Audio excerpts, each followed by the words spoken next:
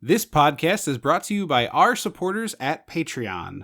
Did you know that if you signed up right now at our $5 tier at patreon.com/dissectingthe80s, you would get 24 bonus episodes, nearly 34 hours of additional content of this show.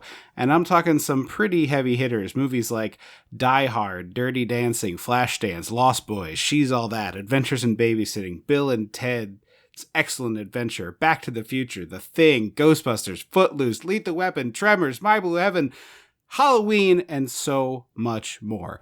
Visit patreon.com/dissectingthe80s to find out how you can get more of this podcast that you're listening to. I forgot Tremors was a Patreon. Among many other wonderful films. Welcome to Dissecting the 80s. I am one half of the mega podcasting powers, Trip Lano, and with me, as always, is my tag team partner, the man in charge of the whole dang month. That's right, it's Andrew programs the show in the month of April, APTSITMOA, and I am here with, as always, the Macho Man Drew. Andrew Lano. I've never seen this before. I've watched it now for the show, of course, but a movie I've never seen before, and I'm curious to dig in on with you. We watched the Christina Applegate Kid Power classic, Don't Tell Mom the Babysitter's Dead, and you know what that means. We gotta go back. We gotta go dissect the 80s. I'm right on top of that, Rose.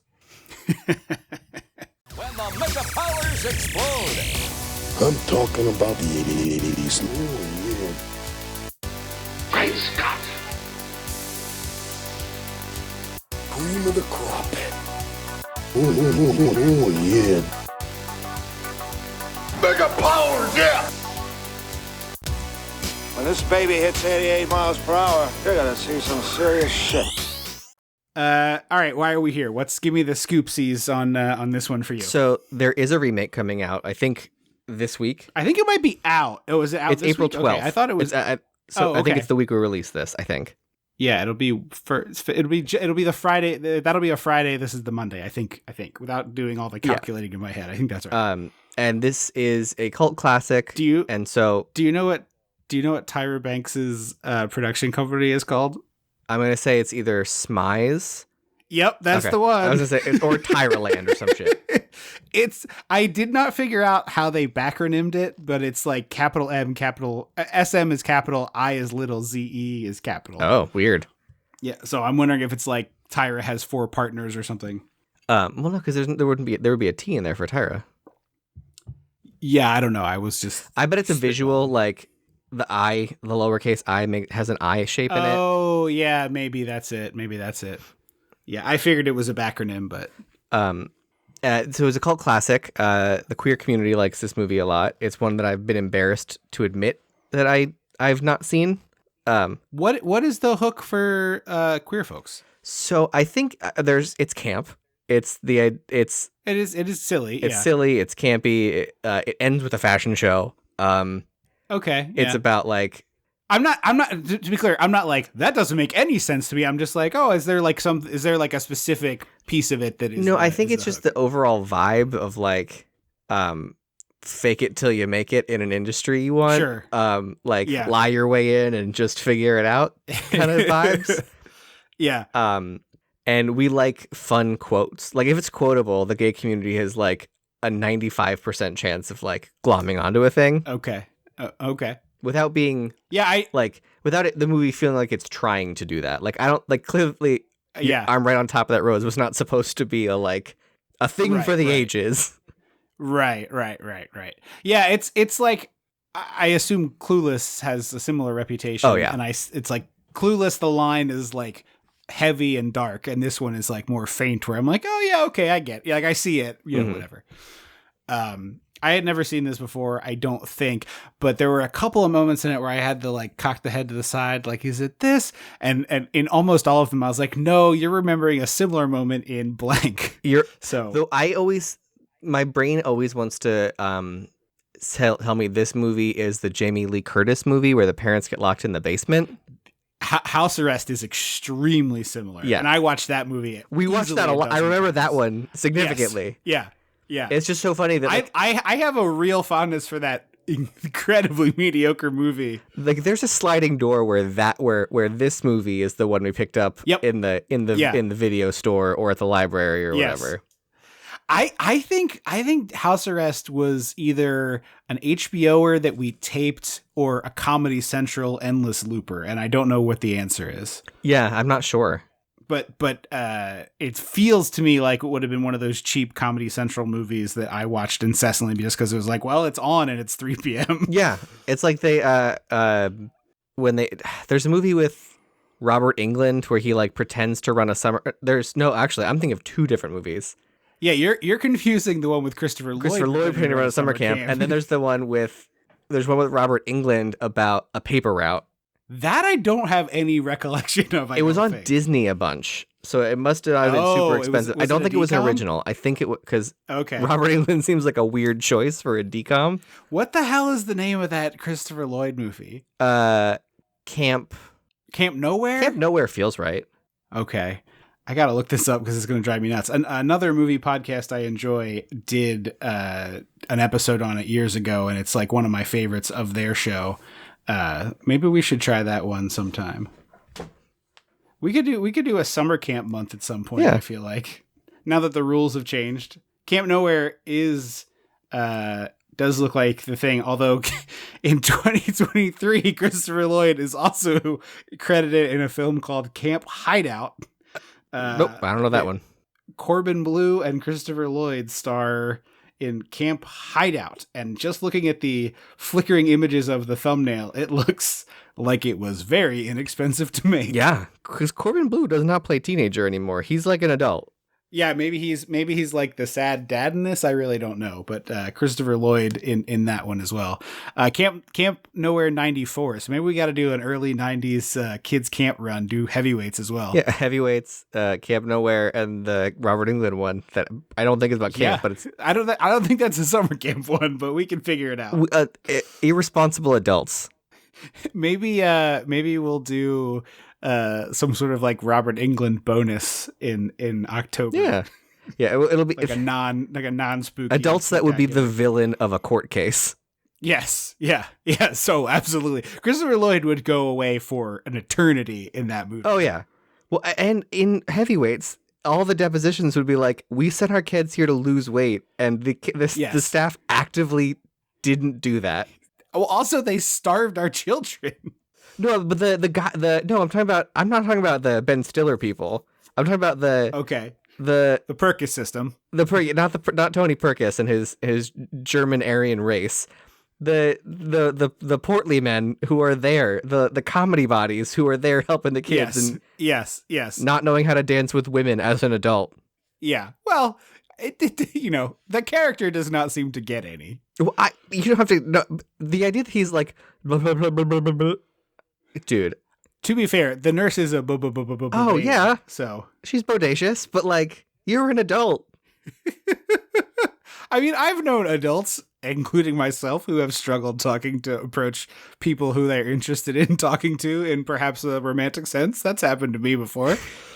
I wasn't 40, but I was 28. I mean, is that the age we're supposed to think these counselors are? I have no idea because I've said this to you. We say this on the podcast all the time, but like people back then got road miles, city miles, not highway miles on them. Well, not even that, but like when you're a kid, the characters in movies are kids, teenagers, or and adults. And that's yes, the three boundaries. You might get a grandparent, but like if there's no grandparents in the movie, it's just an adult, someone over the age of 18. Yes, correct. Yeah, I have no idea. In my mind, that actor's got to be in his 30s, but who the hell knows? Yeah, who's to say?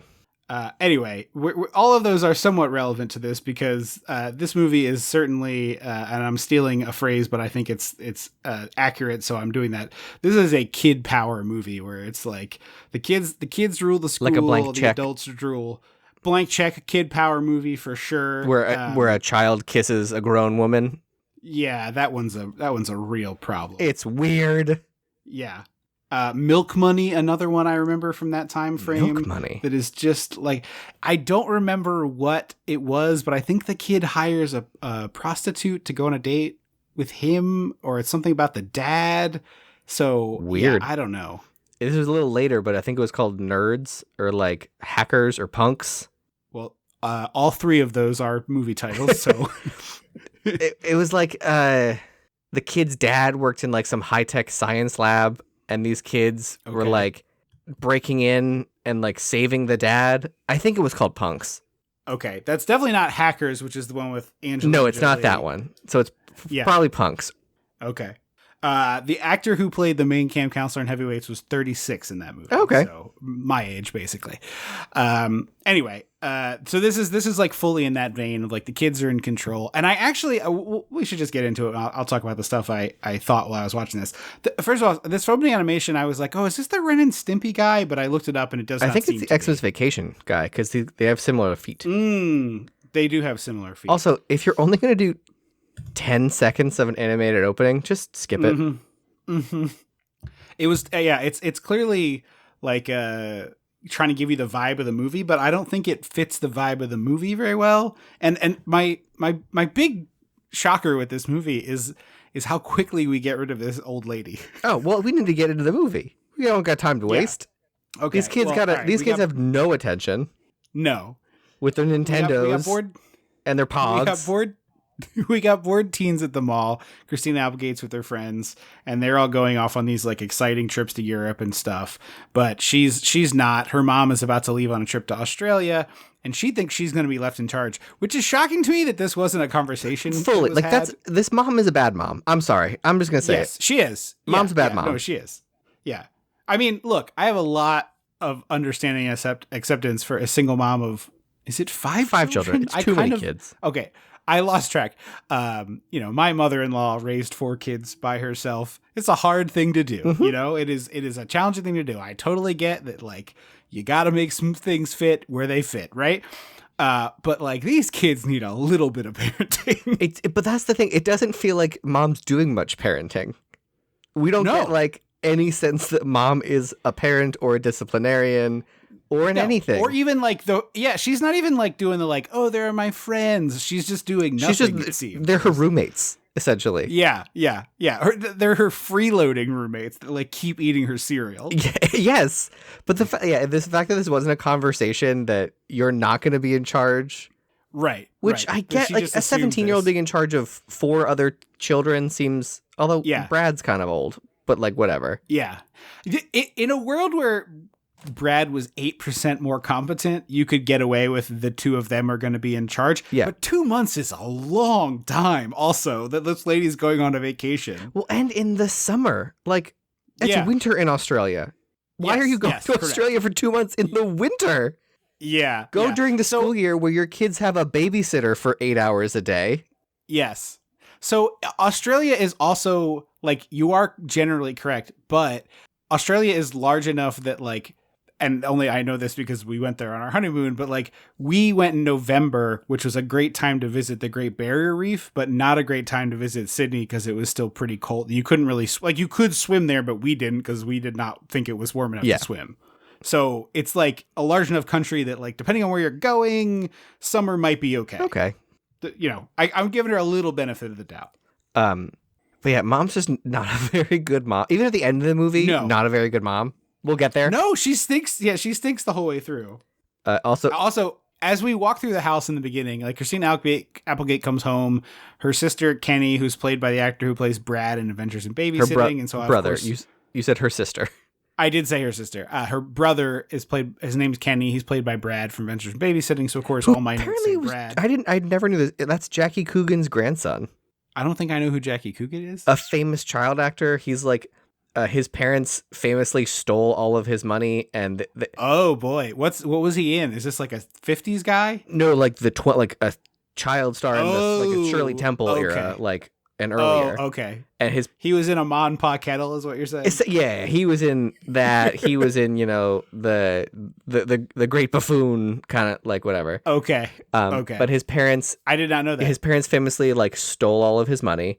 And so shitbirds. There is a bill called an act called the Coogan Act or the Coogan Bill that stipulate like the Congress passed specifically because of what happened to this poor kid that Oh, wow. anyone under a certain age, a certain percentage of what they earn has to go into a trust, essentially. Oh, okay. I mean, that seems like a good law. It's a There's good not law. A lot of those. They got one Yeah. right, you know.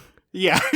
Broken clock, yada, yada. A young white boy was in financial troubles. We better get on this. Yeah, right? We got to fix this. I don't know the specifics, but it's essentially if you're under a certain age and you're, working, a percentage of your income is hidden away for you to access later in your life. That makes sense. Yeah, that's a logical way for that to happen. Yeah.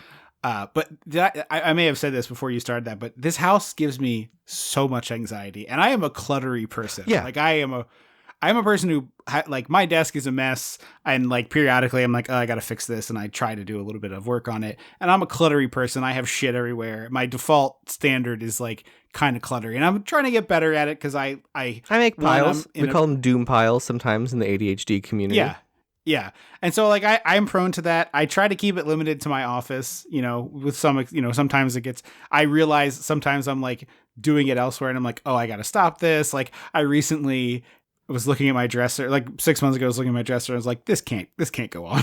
I can't do this. Like I'm sharing this space with a person who's not said a word about it, but I can just like, well, this doesn't need to be like this. Like, let's get a little organized. And so I've like kept it up for 6 months and it's like, oh, it's nice. Like I'm not perfect. I got shit in places there doesn't need to be stacks of shit, but I try to keep it in my office pretty contained. This house is just, it's like a hoarder's house. It's a hoarder's house. There are There's stacks. Newspapers. There is a step-high stack of newspapers on every step, which one is incredibly dangerous. And look, I put shit on my steps to get carried upstairs all the time. And do I get it on the next trip every single time? No. Of course but not. Here's the thing. Being.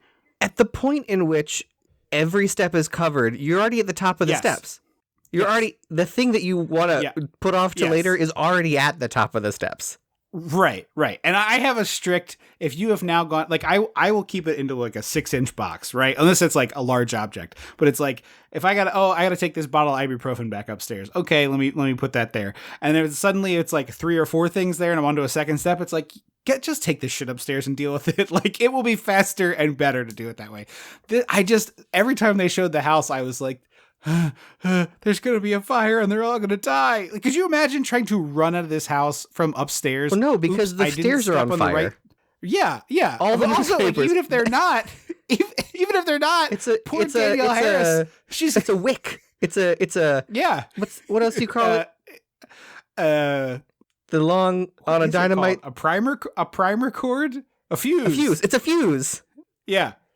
I'm just imagining poor Danielle Harris like bolting out of bed, trying to run to safety, stepping on the newspaper side of the steps by mistake, and just the flaming newspaper. Yeah, exactly. And now she's doing a scene straight out of Halloween 6, just being like on fire. Yeah.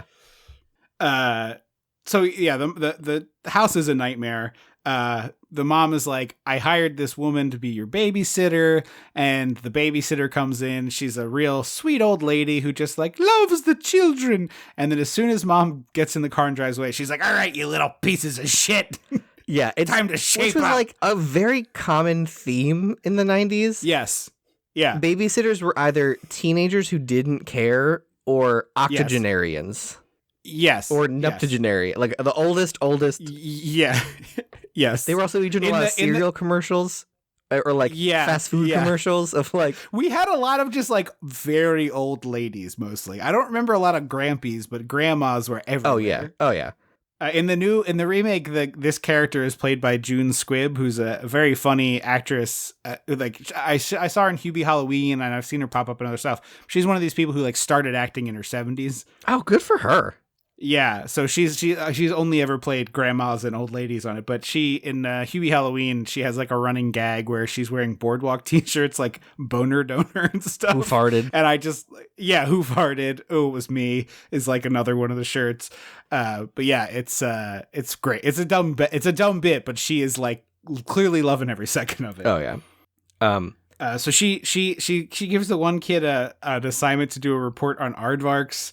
She sends the girlfriend home. This girlfriend character thing is bizarre because the middle brother, the middle brother is like, he's kind of moon-eyed over this girl, and he's like about to kiss her, and the granny calls her a tramp or something. In the back of a car inexplicably. Yes. Yes. I thought they were like laying back and looking out the sunroof at the stars, but they're not. There's no sunroof in this car. But they don't drive. So that means they got home from a date and just like got into a car. I guess it's the only place they could get some privacy in that house, which is like not insane. What about the empty pool? Like, yeah, maybe. There's an empty pool, a dry, empty pool. Yes, that's true. That's true. That poor. I'm surprised that the Kenny brother and his friends aren't skateboarders. Oh yeah, I guess like it's 91. It's a little early for skateboarding. No, skateboarding's an 80s thing. Tony Hawk. Tony Hawk is a 90s thing for me. No. Tony Hawk was started skateboarding in the 80s. Our older brother had a skateboard. He's definitely a 80s baby. I mean, they have a skateboard, but I feel like Clueless was like they had the real grungy skateboard. And that was like 93. But isn't Clueless? Yeah, but this is 91. It's the same era. We're right there. It is. They were skateboarders. You forget how quickly things can change. I assure you there were skateboarders in 1991. Maybe they weren't shredding pools, but Tony Hawk was shredding pools in the 80s. I've seen footage of it. The Lords of Dogtown is an 80s movie. The documentary is called Dogtown and Z-Boys. That's a documentary about skateboarding in the 80s, and they were skating in pools. So I stand firm. I'm bullying you into submission here. But the poor actor who played this middle brother. Yeah. Are you going to tell me he's dead? Yes. Drug overdose at 24. Ooh, and that's awful. Apparently he was 15 making this movie. Oh, wow. His like addiction got so bad they had to edit him out. They had to like cut his scenes at 15. Wow. I was about to say that this brother character is barely in the movie. Jesus, that's awful. What a sad story. Yeah, I was literally about to say that the girlfriend is a nothing character, which makes sense because this brother is barely in this movie. Mm-hmm. So she sends him home, and then she puts what's her face Danielle Harris in a dress. In like a crazy dress though, like a little Shirley Temple getup. Basically, there's a baby brother whose personality is TV. There's a tomboy sister a little older than him whose personality is tomboy. There's a brother a little older than her who the one who passed away, whose personality is girls. Personality is not in this movie. Yeah. There's Brad from Adventures in Babysitting, whose personality is weed. And then there's Christina Applegate, the oldest, whose personality is the main character. The mom. Yes. I would say the mom. Yeah. But this movie does what we always ask for. Everyone is very identifiable. They all dress very differently. They look different enough that there's no like, I don't know who I'm looking at. Yeah. They don't really look like siblings because of that, but it's fine because it's easier to tell them apart. I would much rather this than a gaggle of 5 children who I can't tell apart. Yeah. And then the grandma, or not the grandma, the babysitter goes into Kenny's room. I'm going to do that this whole episode. I'm sorry. It's fine. And she sees his like weed poster and stuff. What this needs though, like, because she like is horrified and can't even deal with this and just shuts the door and leaves. And the next time we see her, she's dead.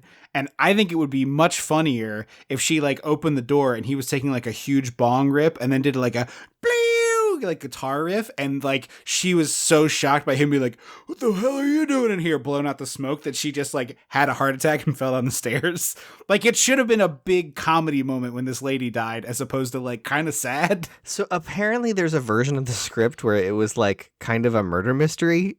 Oh. And the whole like she was mean to each kid was left over of like who done it. Yeah. But like, interesting. I don't want any of these kids to murder a woman. Yeah, I don't want that either. I'm thinking of a comedy moment where she's like, my stars, and then just like falls down the stairs. But then you still get like Brad is the one that caused it. So like maybe Brad's room is the place that caused it though, right? Like clearly she's like having a heart attack. Yeah. I just didn't think she would die immediately. I thought there'd be like a week of like, we got to do something about this babysitter. Like the way the title implies the movie you're talking about, which is like, oh, we got to do something about this hag. Let's figure out how to scare her into quitting. Yeah. And then, accidentally she had a heart attack and died. Now what? So instead they shove her into a trunk, take her to a mortuary, and leave her on the with steps. A note that says like, nice old lady inside, died of natural causes. Yes. It's the very much like these kids did nothing wrong. So, right. and like they're all white in the 80s. Just call the police. Well, I think the problem is like they're like, if we call the cops, we'll get another babysitter, and we don't want that. But also, you think mom's going to coordinate another This mom didn't tell them a babysitter was coming this time. You think she's going to put in any effort while she's getting dicked down across the country, across the world? Christina Applegate mentions 2 aunts, and she's like, they'll call Aunt blah blah or Aunt blah blah, and then they'll come, which I think, honestly, like, I would think that would be the cops' move, right? Is like, okay, your mom's in Australia, who can get here in the next day? And they like, maybe they have to station a cop there overnight or something, or a social worker there overnight. I mean, I guess there's nobody who's 18, so the answer might be yes. I do not know the legal ramifications. But then, like, how do other babysitters work? Like, parents leave their kids with children, teenagers all the time. Yeah, it's like, yeah, that's a good point. I don't know how this. I certainly because they could have just lied to the cops and been like, "Oh, our mom. This isn't a 2-month babysitter. This is a night babysitter." Yeah, that could easily be it. But then they're probably going to try to call the mom. Why? We'll let her know. You got to get a scheme here where it's like Christina Applegate's friend gets called because that's the number of the hotel where the mom's staying at. There we go. You get into the scheme territory. But the other thing too is it's a kid power movie, so it's also a kid logic movie. So I'm fine with them being idiots because they're children. They're children. Yeah, I get it. But still. I also like the bit where Kenny brought home a weed plant in a pot, and then he dropped the pot out the window and broke it, and breaking the pot of the pot was kind of fun. Oh yeah. Also, Christina Applegate has a clear phone, like one of the long cord landline phones. There's a lot of clear electronic business in this movie. We'll get to the other one. I love clear electronics. Yeah, we all did. I mean, I thought they were the coolest shit. Oh yeah. I really coveted a clear alarm clock for a time, and then I got my Nickelodeon one and kept. Yeah, you lucked out. If you weren't gonna do clear, Nickelodeon's the way to go. I mean, yeah, obviously. Yeah, I always wanted. I'm surprised clear, like. Didn't you have a clear Game Boy? Oh yeah, sort of smoky clear Game Boy. It's called like Arctic Grape or Arctic Purple or something. It's like clear purple instead of clear. Yeah, it's like more like a bluish, like a smoky purple. It's not like a transparent purple. It's like a smoky purple. Yeah. It was the same purple that I had a friend who had the clear N64 controller, which I thought was cool as hell. And I had a clear. We had the purple N64 controller, which is again the smoky purple. Yeah, and I had a clear computer. It was like an SNES pad for the computer that was clear. Yes. Yeah, it's cool. Wow. And the 90s. I mean, I still think it's cool. The 90s are coming back in a big way with all this inflatable furniture and shit. Like, bring back the clear stuff. I mean, if I could get like I bought a action camera. Like if I could have picked a clear one, I would have picked the clear one. Yeah, assuming that the plastic's not more brittle or something. I think probably what it is that all of our laptops are now are firmly in the metal category. Yeah. Well, like laptops probably should be metal. I think they should, but still, it would be not like. I still want a clear plastic laptop. No, I'm with you. I think it's cool. I firmly agree. I think it's cool. Like how, like if clear headphones, give me cool. clear shit. Like Apple. I'm surprised they've never did like a limited release. Like it's a MacBook Pro, but the shell makes it look like it's the old Legally Blonde era. The fruit ones. Yeah, exactly. Yeah, the pink and the orange and the blue. Yeah, that sort of medium green. Yes, because Mattel did a couple years ago transparent or clear versions of like it was a Barbie and a Hot Wheels and a He-Man of like. I remember the He-Man one. I think. Iconic toys. So it was the whole point was that like it came with a copy of the patent, so that you could like. It was supposed to be like the prototype. Yeah, it was like, oh look, you can see all the joints and stuff. I'm like, I would love that. That's cool. Yeah. No, I'm with you. I'm more clear shit. Bring it on. Mm-hmm. I like to clear Lego when you get a clear Lego. Oh piece. yeah. Also cool. So yeah, I'm with you. Give me more clear shit in the consumer electronic space. Why can't I get a clear controller for my PS5? Right? Come on. Yeah. I mean, I got a purple one, which is cool, but I would rather have a clear one. I got a red one. That's extremely on brand for both of us, I feel. Yeah. The next scene... they take the old lady's car, which is cool as hell. Oh, yeah. It's a very cool car. I want to say it's a Studebaker, but it's... It's like a 50s era car for sure. Studebaker could totally be right. I didn't look it up. I think it said Buick on the front. Okay, that makes sense. But they find out that the money is gone, and this is basically, the ending of the original Ocean's 11, the one with Sinatra and those guys. Oh, really? Yeah, I don't think the movie is good, but I do like the ending where they think they've completed the heist, and then part of it was like they put the money into these coffins, and then they accidentally get sent to the crematorium, and so that they like get there as their money is being burned in front of them. Were these like code films? Was that why they did that? So that like the villains didn't win? I think it's from the 60s, so I don't think so. Yeah, it's definitely post-code. Yeah. It's like a hijinksy. It's like the Soderbergh one is a better movie. I've only seen the Sandy Bullock, Cate Blanchett one. So the Ocean's 8. Mm-hmm. Yeah, Ocean's 11 is good. It's a very like if you like a heist movie. I liked 8. I like a heist movie. I'd watch 11. Yeah, 8's fine. 11 has more fun, I think, but it's definitely not a the cast is basically all Cate men, Blanchett. Like, except for if she's there, I'm showing up. I thought it was fun. I would be there for Ocean's 9. I liked the movie enough to go see another one for sure. So, I think that was originally the idea. Were going to do 8, 9, and 10. Yeah, I mean, makes sense. But 11 is good. I don't remember 12 being good. 13 I did not care for. There's like this whole business where, what's her face? Erin Brockovich. Julia Roberts. Pretty Woman. Julia Roberts plays her character Tess, and people are like, Tess, you look like Julia Roberts. You should pretend to be Julia Roberts for the heist. And I'm just like, no, sorry, not allowed. Against the rules. Sorry. The only time no. I liked that was in The Nanny. In like the last season of The Nanny, they go to California, and Fran Fine, the nanny, meets Fran Drescher, the actress. They like walk up to the same like hotel desk, and in the kayfabe, Fran Drescher is in a show where she plays a nanny. Oh, boy. So she's like, "Oh, that show is great, so great. How do you afford all those outfits?" And it's like 3 seconds. It's not supposed. There's no like subterfuge or dumb. It doesn't. Also, respectfully, The Nanny is a dumb sitcom, so that's fine. The Nanny is peak sitcom perfection of like. No, I'm just saying like it is farcical door. Like it is. It's a peak perfect sitcom. I don't mean it to say like derogatorily. Like Seinfeld is a dumb sitcom too. Like it's just like Seinfeld feels like a different genre of sitcom. Like it's not like farcical. It's a little smarter. Like there's no like some of it's farcical, but you're right. In general, it's not. It feels like The Nanny has the butler has to pretend to be the man of the house, but then. The Butler Association is here, so now the man of the house has to pretend like a lot there. Like that wasn't Seinfeldy stuff. No, but that was literally in the pilot, basically, of the Seinfeld. Remember the one? Remember when they were going to make a show on Seinfeld? They were going to make George and Jerry, and it was like, and you have to be my butler because of the judge or whatever. Like that was the kind of sitcom they were making on Seinfeld. Yeah, exactly. And so like, even though they're both sitcoms, it's just.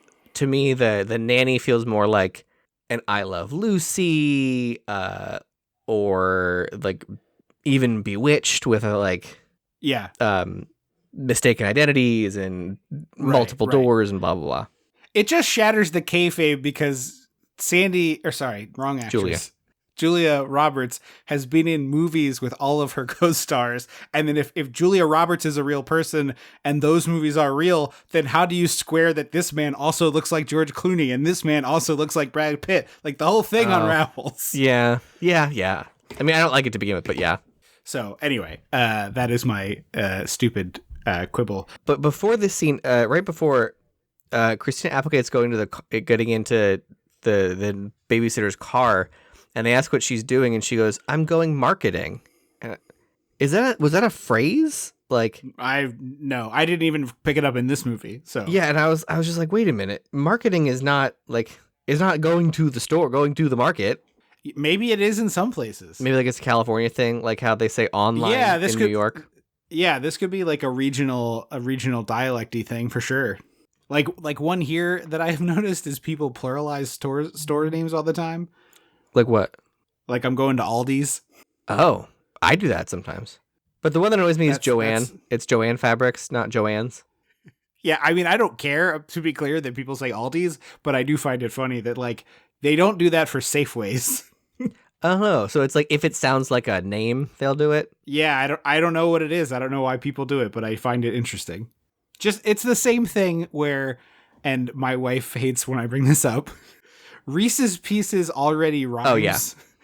But people will pronounce both words wrong in order to make it rhyme because they, like, for some reason their brain doesn't read it as a rhyme. But, like, the candy is named Reese's Pieces because it rhymes. Yeah, that it's a why, Reese's cup. It's a Reese's.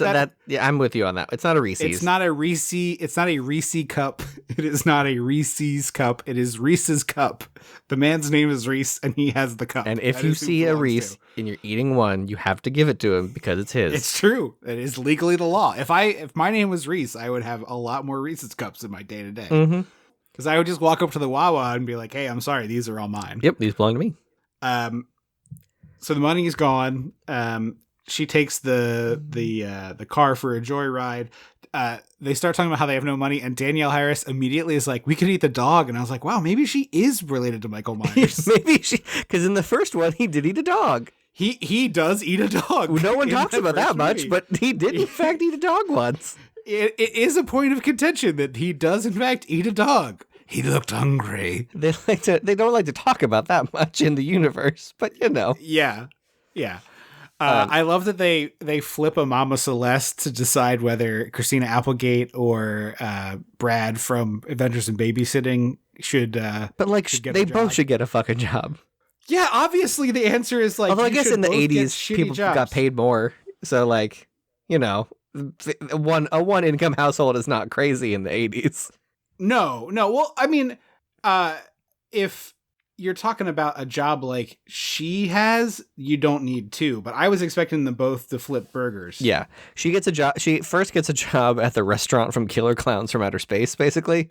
Yes, alongside this guy who I looked up his name and I don't think I wrote it down, but I just call him TV Handsome because he just like exclusively the guy plays she like the boy she dates, the love interest. Yeah. He looks. He was like he was on Sports Night, which is an Aaron Sorkin show from the 90s, and it has been in a ton of stuff. The role I've most recently seen him in is the Amazon adaptation of the book The Power, which is a really good book. And is that the one where all the girls on Earth get powers?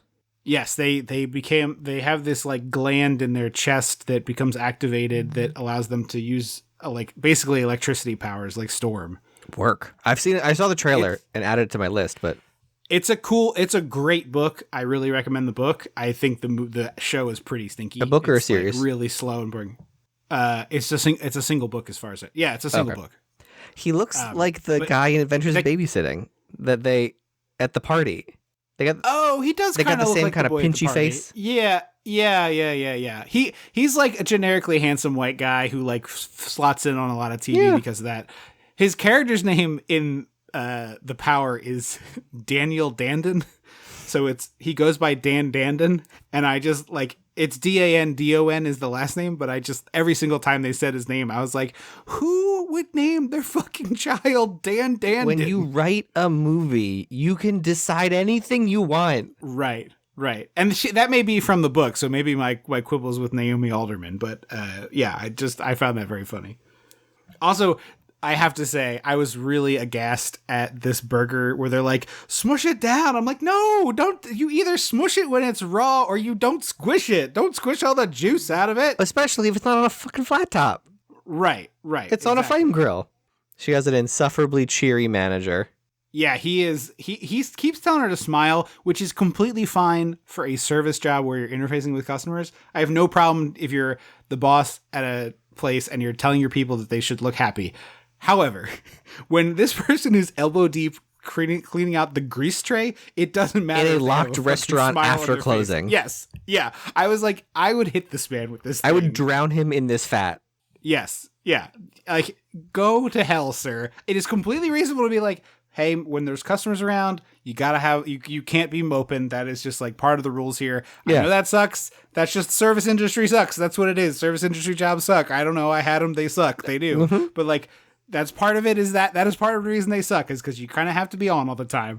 But the idea of telling a person scrubbing out a grease trap, I would hours, just murder this man. Yeah. Drown you in the fat and then call the police, say someone murdered you, get a fat buyout. Yeah, exactly. I also love, she goes to scoop out like some pretty normal looking chili, honestly. Like it doesn't look gross. It's a little watery, but that's it. Yeah, like that when you put a big portion of chili and it's like the meat is going to sink and the liquid is going to rise. That's just like how physics works. But they put this like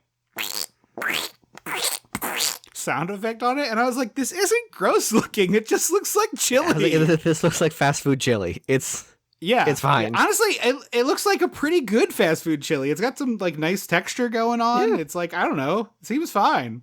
So she quits immediately. Yeah, which, justified. Of course. And she's going through the newspaper and she sees an ad for like a fashion receptionist. Yes. And then she types up her resume on a typewriter, and I just like never once thought about that. Yeah, no, it was a big pain in the ass to write on typewriters. Well, but like the idea that there's so much formatting that we do now with resumes. Yeah. It just seems like banana pants that you would.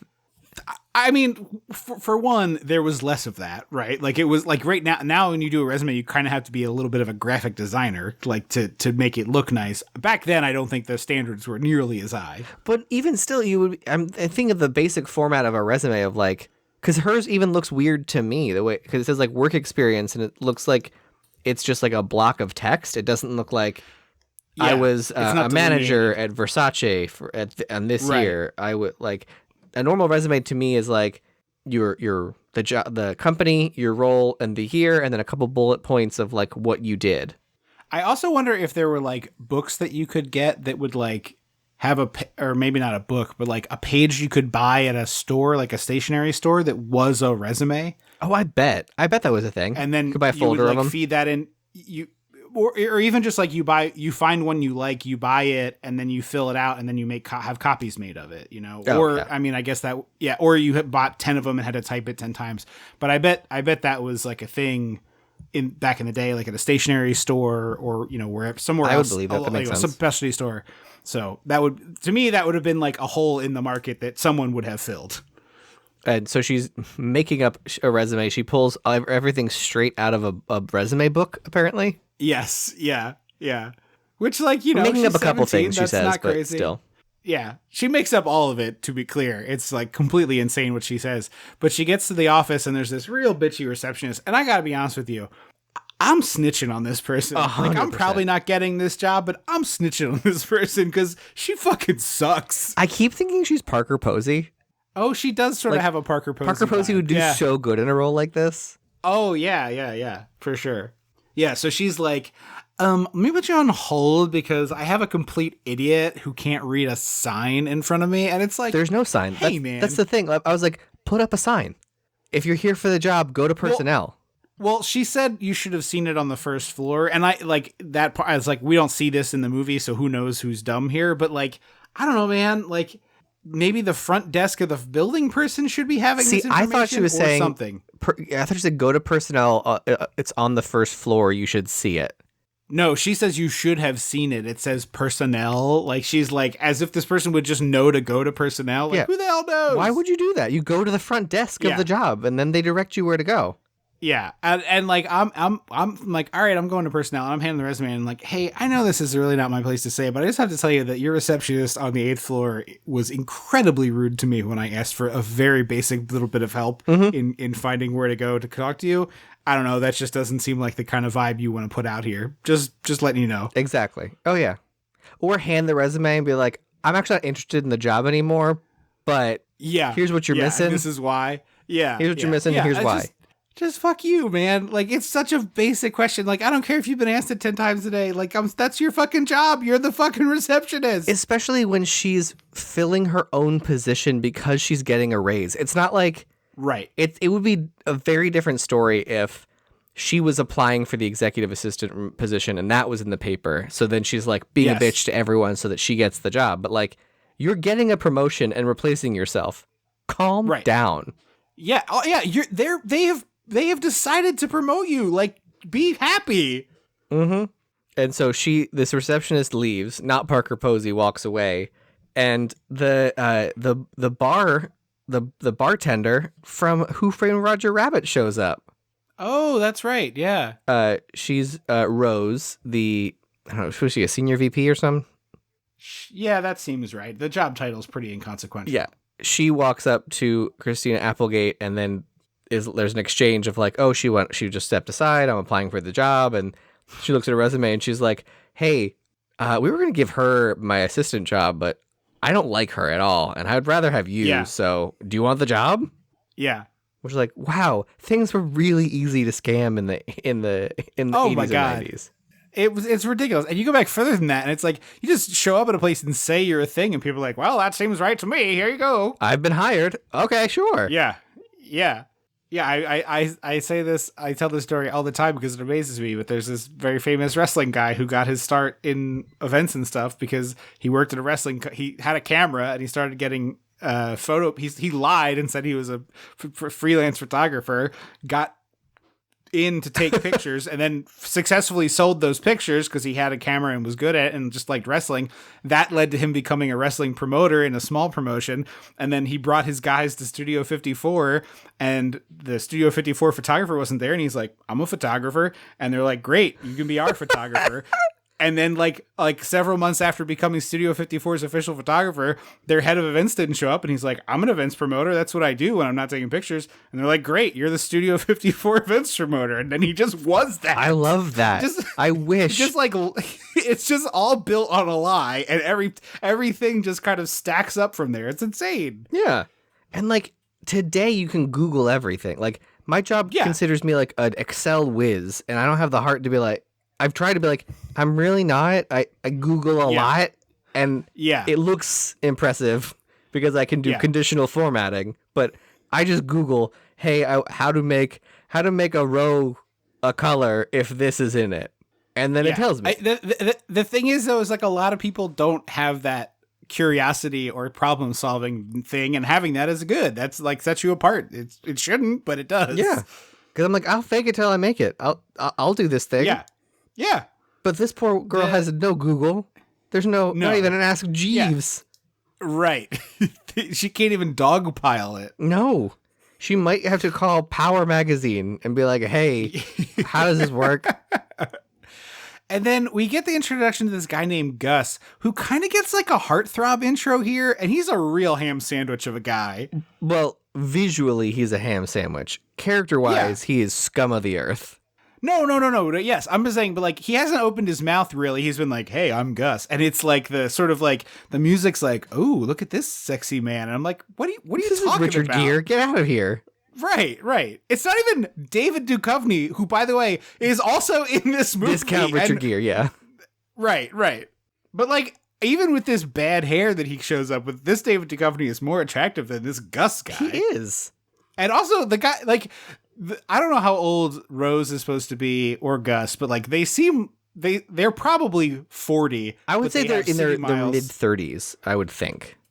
Well, they look like they're in their mid to late 40s, but that's because of City Miles in the 80s and 90s. Indoor smoking and all that. Yes, yeah.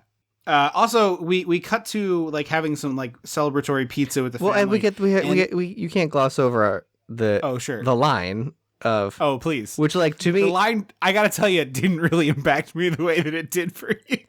It's just I say it all the time. She only says it once. No, she says like 4 times.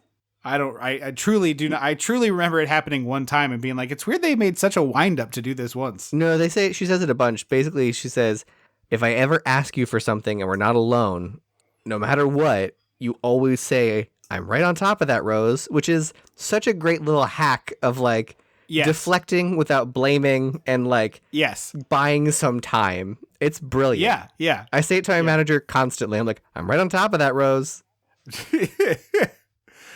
Do you say your manager's name? No, I say Rose. The movie? Or I said the GIF. Okay. The GIF of Christina Applegate. Kenny/Brad has a Rolling Stones tattoo, which is like not the right music for this guy. No, and also he's like, so Christina Applegate is 17. Yes. So Brad's got to be 15 or 16. I would think so. He got a tattoo already? I mean, this mom clearly don't give a shit. Yeah, she's a bad mom. We said it. She's a bad mom. Oh, she's awful. She's completely lousy. She's trash. She's trash. But it's like it's an incorrect choice for the movie makers for this guy to not have like a Metallica tattoo. Yeah, or a Black Sabbath tattoo.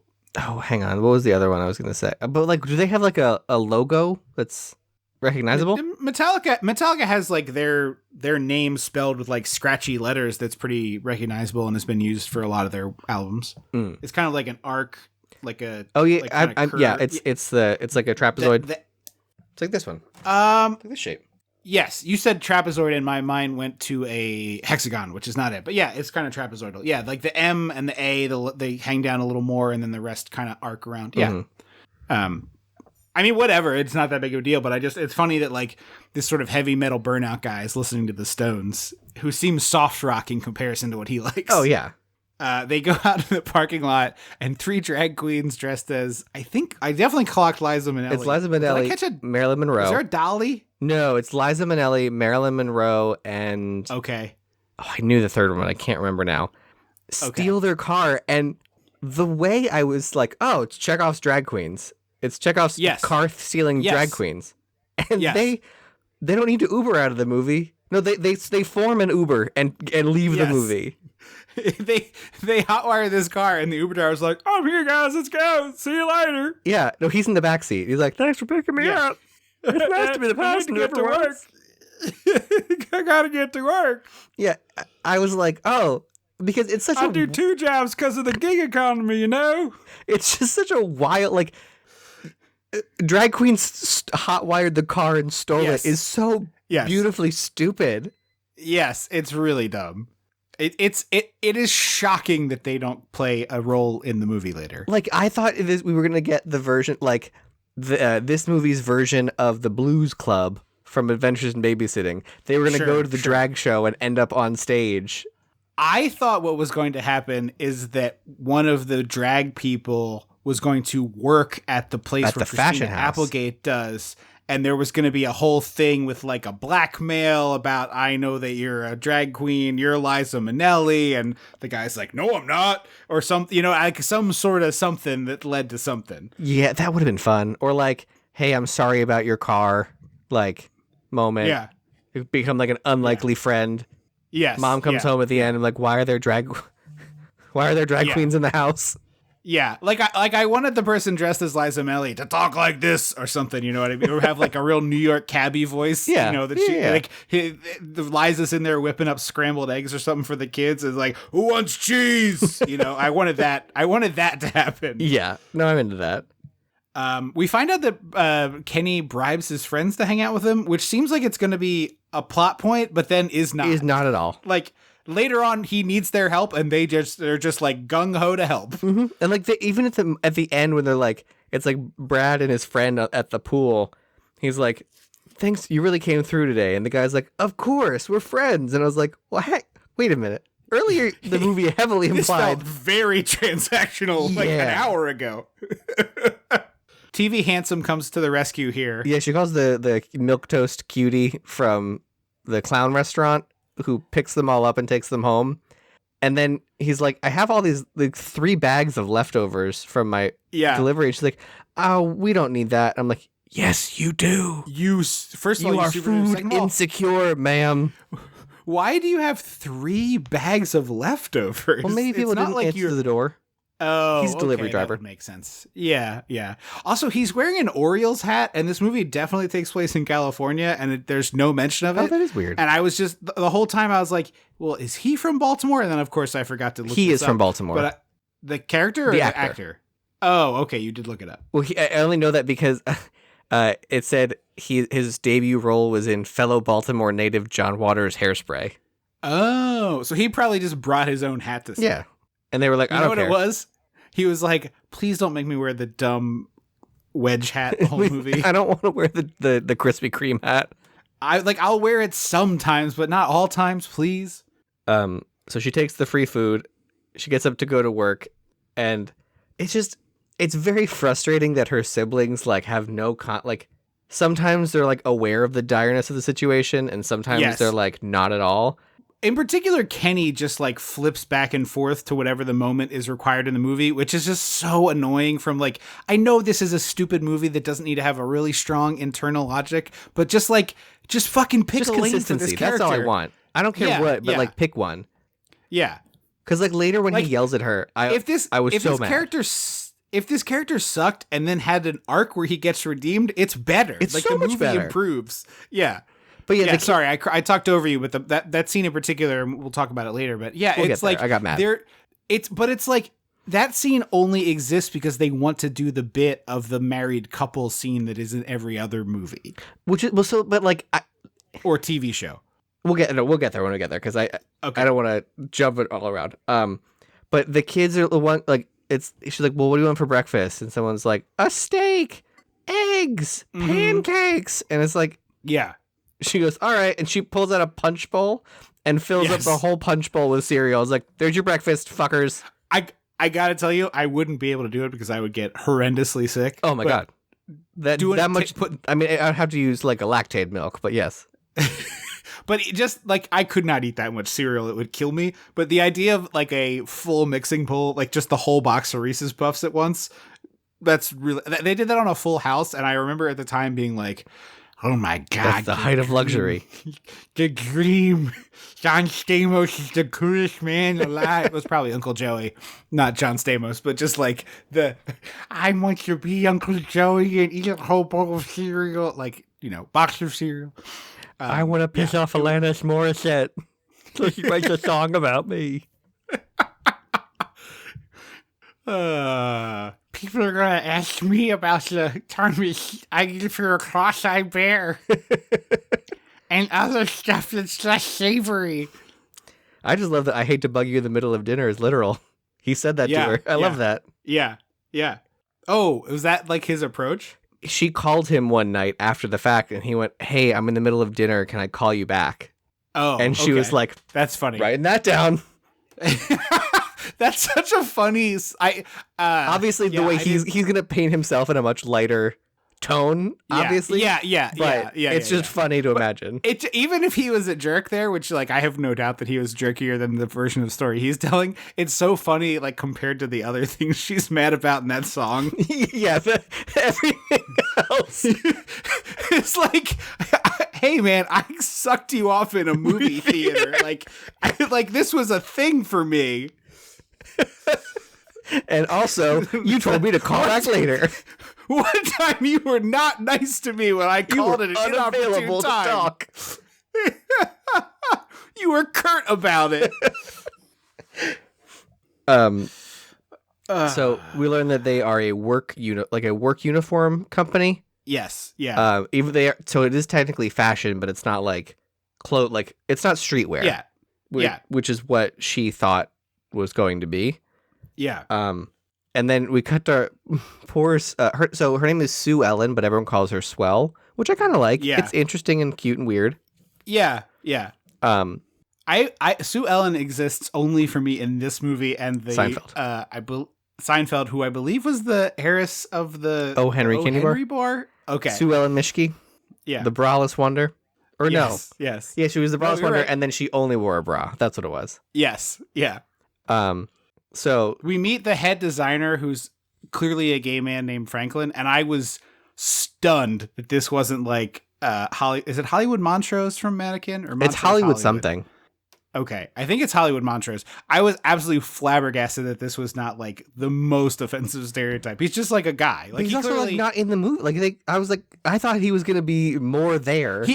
He gets 2 scenes, and his second scene is way too big, considering that his first scene is like, "Hey, welcome aboard." Well, because the preface to the second scene is Rose being like, "Can you be the one to tell Franklin you're so good with the downstairs staff?" And I was like, "Yeah, we saw one instance."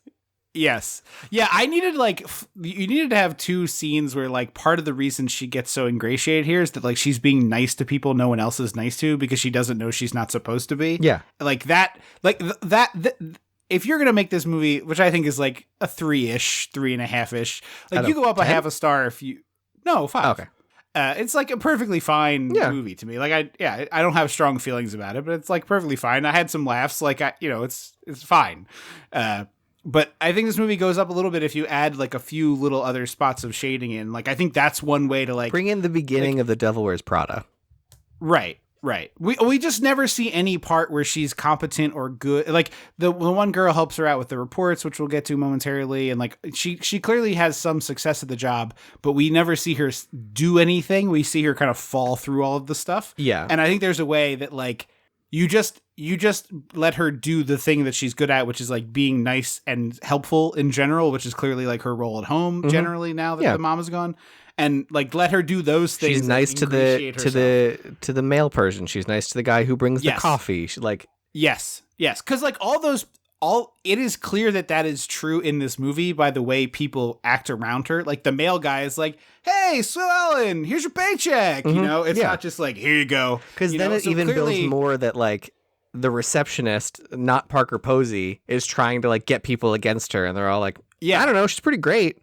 Yeah, like she's nothing but nice to me. She brought in lunch that time, or you know, like whatever it is. You know, she made cookies, or what? Again, that she doesn't do that, but just like whatever it is that just shows you she's like ingratiating herself to everyone but these two twats. It would be like the that episode of Parks and Rec where Leslie gets accidentally drunk and does the interview, and then the good people at the airport destroy the bag. Like, yes. Like Parker Posey would like try to do a thing, and it would be like the mailman pushes a cart in front of her and she trips over it. And then like the people downstairs like wrap her up in fabric or whatever. Like you know. Yeah, absolutely. Yeah. Or that like she compliments Franklin on the design of his uniform and he's like, "Hey, nobody ever says that. Thanks." You know, just like whatever. I don't need coffee guy spills coffee on the floor and Parker Posey slips. Yeah. Yeah, exactly. Or like coffee guy spills coffee on the floor and she's like, "Oh, here's the paper towels." You know? Just I meant later. Like Parker Posey's trying to do something. It's like mail cart, coffee spill, bolt of fabric. Yeah. I don't know. It's like clearly this movie wants us to think that. It would just be nice that we got like a scene. Yeah, it'd be nice. And I mean, a minute. Like you could accomplish what we're talking about. A little montage. Very easily. A very brief montage. Yeah. But she doesn't know how to do anything on the computer because computers are like functionally useless in 1991. Yeah. It's like outside of a select few people that know what to do. It's like they're not as plug and play today as they are today. Right. And this nice woman offers to help her out with like the QED reports because she's like, "I'm a whiz on the computer. I'll help." Yeah. And we also learned that not Parker Posey's brother is Milquetoast Cute Boy from the Clown Restaurant. Yes. This is also where we meet David Duchovny, who comes in with this like slicked, greasy hair, car salesman vibes, is a jerk to Christina Applegate, who's on the phone with her brother, and then he goes to talk to the bitchy receptionist, and he does a banaka, like a perfect douche guy. Yeah. Did you notice he also has a tiny ponytail? He does. It's a blink and you miss it, tiny ponytail, because you only see it from the back in this scene, but it is gross. It's not a good look. But Christine, it's not like Christina Applegate is clearly on the phone, like in a personal call. Right. He walks in and she's pretending it isn't. Yeah, but like, hey, buddy, as far as you're concerned, she's the grand poobah of everything in this office. So be nice to her. Yeah. We cut to home. Betty White is on the $10,000 pyramid, which is great. Yeah. Also, all these kids are real quick to hang up on mom, which shows that she's a bad mom. Yeah. Like, also, if the mom doesn't call right back, then she doesn't care. I mean, I guess calling from Australia is expensive back then. I didn't even think about that. It probably cost her like several $100s to make those calls. You think? I mean, she probably had a phone card or whatever, but like picking up the phone and calling Australia back then would probably be a nightmare choice. Well, maybe that's why they kept it so short. It was long distance calls. Yeah, mega long distance. Yeah. Also, this is Swell learns about petty cash and decides to advance herself money, which, like, obviously not good. Completely illegal. Yeah. Very illegal. But in this case of like, all right, I'm going to get paid in 2 weeks. I just need cash to buy groceries and survive, and I'll put it back. Like, her plan is fine. Like, isn't legal. She should be taking $100 and then putting it back, right? Yeah. Like, when the problem arises when she takes the cash box out of the building. Don't do that. She takes all the money in it into her purse. But she doesn't take the whole cash, but she doesn't like take the cash box out. Yeah, you're right. Yeah. She takes all of the cash in the cash box. Yeah, she takes too much cash out, which is if you took like $200, whatever, fine. Right. But just like this is this is theft. You get prosecuted for this, not fired. Yeah. Although I guess Also, can they prove you took it? I mean, you were the one with the key and the money is gone. Well, lose the key. Problem solved. Yes, you could probably try to pull that off. But then what's gonna happen is the poor immigrant night cleaner who doesn't speak English is going to fucking jail because they don't speak English, or they're getting deported, or whatever it is. So, like, realistically, that's the end of that story. Yeah. Also, the girl Kathy who helps her with the QED reports is like, "Thank you so much for the work," and I'm like, "Kathy, come on." So I got the vibe that like Kathy doesn't have a lot to do and loves computers. Yeah, maybe that's it. So like I was convinced that she was the voice of an animated character from my youth, and that's not the case. But she has such an animator, a voice actor's voice, a cartoon character's voice. She does. She sounds like a little bit like Miss Grotke from Recess, who is also Elwood's like what do you call the people that help you in college? Advisor. Advisor, yeah. We cut to Kenny and his friends getting the dog high, don't do that. That's shitty. Christina Applegate gets mad that the music is too loud, and Kenny's a prick about it, and they ADR over the word prick with her saying the word punk. I don't know why prick was so bad. Yeah, it doesn't make a lot of sense. But she gives him a sorely needed like come to Jesus speech. Like, doesn't work yet though. Loser. No. But it's like, you put a little kindling in, and then later you light the fire. Yeah. And she goes on her date with Milquetoast Boy. This is a delight. I know this movie is 1991, but this is the soft focus beach date with a power ballad that is in a lot of 80s dusk. Movies. Yes. Like, this is a scene that has been made in many films. Mm-hmm. So he specifically is like, hey, like when he asked her on the date, he's like, do you want to come see these fish do a thing at the beach? Yes. And then he's like excitedly talking about these fish and what they're going to do and what it all means. And very clearly excitedly talking about it. They like come to spawn or whatever. Yeah. Yeah. And then 2 seconds later, he's like, my mom says I should go to school for marine biology, but I don't know. And it's like, hey, buddy, you brought a first date on a weird fish like observation thing at the beach. Yeah. It's clearly a passion. Just fucking go to school for it. Right. You have a passion. Do the thing. Right. I mean, I think this is an era when it's like not a given that you should go to college, I thought we are so entrenched in that era where it's like the default standard in order to get the next level career. I thought by this point it was true in 91. I think it's becoming necessary, but not quite there. It just seems so silly the way he's talking. Also, the guy who manages this clown burger probably like makes enough to support a family without the spouse having a job. Yeah. Yeah. I know. It's 1991, so we're talking like 1994 when he has that job. Like, realistically, he could like support his family, have a house, send the kids to college. Like, it's a different world. He's talking about it in the way of like, my mom is forcing her dream on me. And it's like, no, you clearly love fish. Yeah. Also, there's they finally they have like we missed the moment to kiss. Oh no, let's kiss. And then they pan down to their bare feet where there's covered in fish flopping around. But also I was like, this clearly was a bunch of fish they bought at a aquarium store and just like threw on the ground for this scene. Like, they were made out of even been saltwater fish. I assumed they were like fake rubber fish. They're flopping though. Yeah, but you can make a move. I was not assuming Don't Tell Mom the Babysitter's Dead had a special effects fish budget. I didn't mean like animatronic, but like you can put like something underneath to just like flip them. Yeah, maybe. They put a spatula from Crafty under them and just... Also, in this scene that comes next, Christina Applegate is dressed like she's trying to seize America in 1775. She's like in full lobster back uniform. Also, I was like, what the hell? She and the boy have very cute chemistry. I just want to say that out loud. Yeah, they do. I think the two are good. And I also wasn't trying to be that shitty to that guy. I just like, he clearly is like TV handsome. He's like he's not a huge movie career, but he's done a lot of TV. Yeah. And he's like, a handsome guy for TV shows. We also see Brad skeet shooting with the plates he was supposed to wash. which I believe is an exact scene that happens in House Arrest as well. Probably. But yes, the lobsterback, the skeezy sleazoid exec is like, I'm going to take you out to lunch. And she's like, all right. I thought he was Rose's husband, and so I was very relieved when he was like, or sorry, at the point where he's like, well, it's like, we're not, we're allowed to see other people. I was like, oh, I'm sure that's not true. And then like a scene later, we see Rose be like, we can see other people. I'm like, holy shit, he was telling the truth. He was awful, but yes.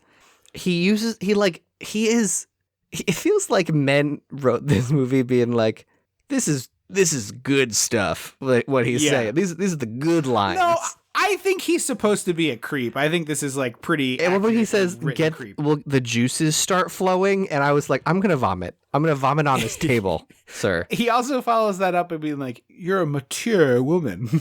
Yeah, everyone comments on how young she looks for like 3 minutes of the movie, and they drop that joke. She also orders a martini and Rossi on the rocks, and I was like, but just straight vermouth. Because then the guy goes sweet or dry, and she clearly didn't expect a follow up. It goes a little bit of both, and the waiter is like, okay. I am offended that this movie doesn't have a follow up scene where she has to drink that. Yes, but also I needed the scene where like Martini and Rossi is an ad in a magazine. Like, why the hell would she pick Martini and Ross? Like, that's not like a name. Yeah. Like, Martini is a drink. I know that name. Of. I know that. Yeah, it's weird that she doesn't order a martini. And also, I'm shocked that the douchey bro guy orders a white wine spritzer. Like, it's weird for that character. It's fine. Well, I wonder if it's because it's lunch. Oh, maybe. Like, I think like if it was an after work drink, he probably would have been like really drinking. That's but probably true. A midday can't get too sloshed. And I don't mean that as like that's a chick drink, like who gives a shit. But it just I didn't think this character felt that way. No, he definitely doesn't feel that type. But I think it's a lunch. Gotcha. A work lunch drink. That makes sense. He also pulls the classic shitty, disgusting person move of like, hey, you want to fuck? Just kidding. If you're not into it, I'm like, no, sorry. We all know what you meant. Yeah. We do a little late night at work on uniforms with Rose. Rose is doing some good old fear mongering about clothes and how uniforms are better because kids will beat each other up over clothes. Yeah. The fact that this didn't go into gang territory at all, shocking. That there was no like. Yeah, hey, I was glad to. Yes, we can get rid of gang culture. Right. Also, the boss very casually completely gets naked behind this screen in her office, which is like bonkers to me in this day and age. Yeah. But this scene does have one of my favorite lines of the movie where she says something about like, oh, put some cucumber slices on your eyes and relax. And then she's like, I don't have a cucumber. And she's like, Sue Ellen, every woman over 25 needs a cucumber. I wrote that line down too. It's a great line. Really good. It's not only a great line, it's a spectacular delivery by this actress. Oh yeah, she's great. We go on a date with handsome TV man, and this is kind of cute. They have an inner child date, as we call them. Yeah. But I think this is charming. Like, he gets her on the little bouncy thing with the handle, like a ball with a handle you can bounce on, and they get yelled at, which is kind of fun.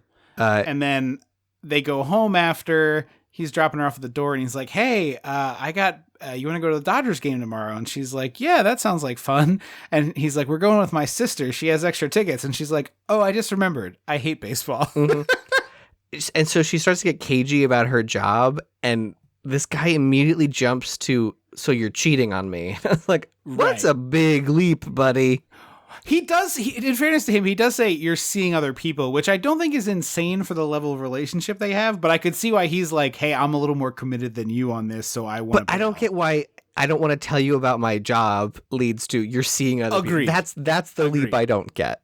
Yeah. I'm not connecting. I don't have yarn between those two push pins. Yes.